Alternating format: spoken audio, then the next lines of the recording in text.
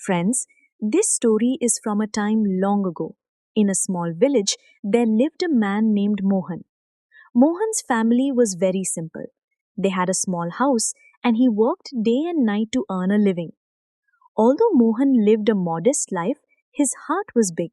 He was always ready to help others.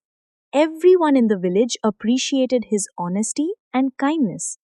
Mohan had a habit of helping anyone in need. While working in the fields, if a hungry dog came by, he would feed it from his tiffin without a second thought. If a traveler was hungry, he would even give away his own food. His wife, Sunita, was often upset by this. She would say, "Because of your generosity, our kitchen is always empty. You should think about yourself too." But Mohan would smile and reply, "Sunita, a hungry stomach is the worst enemy. If we can help someone, why shouldn't we? God sees everything."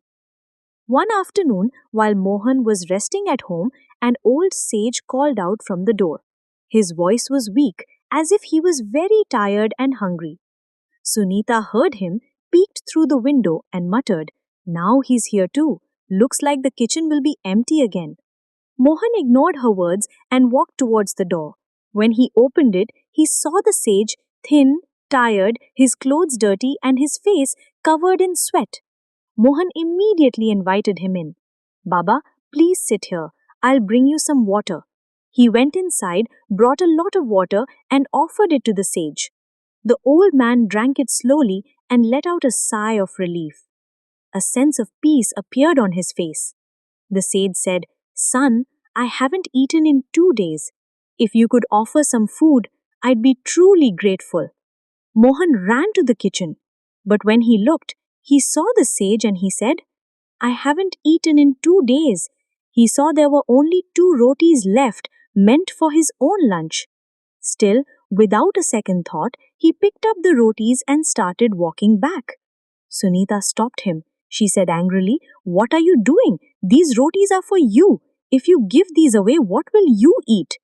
"That sage can ask at someone else's house, but where will we go to beg?" Mohan listened carefully, then said softly, "Sunita, a hungry stomach doesn't wait.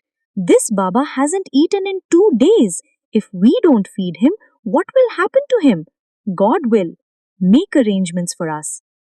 Sunita's voice was loud and the sage heard everything, but he remained seated, waiting quietly. Mohan ignored her anger, walked to the sage, and placed the rotis in front of him. "Baba, please eat this. This is the best food we have in our home." The sage said nothing. He was so hungry, he ate silently, then drank water and sat in peace. After some time, when the sage stood up to leave, he called Mohan to him. From his bag, he took out a shining golden bowl and handed it to Mohan. Mohan was surprised. "Baba, I can't take this. This belongs to you." The sage smiled and said, "Son, keep it. Last week, a king gave me this bowl as alms, but I have no use for it. I was searching for someone worthy, and today I found you." He continued, "This is the result of your good deeds. Always remember, karma is true dharma. You helped without expecting anything in return. Keep doing good deeds. God always rewards us.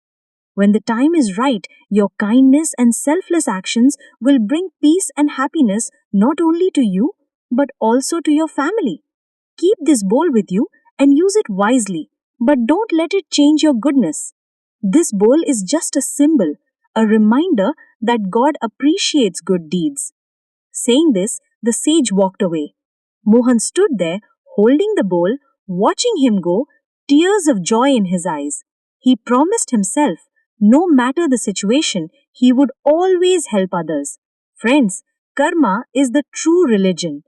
A person who does good without expecting results will always be rewarded by God in one way or another. Never step back from doing what's right.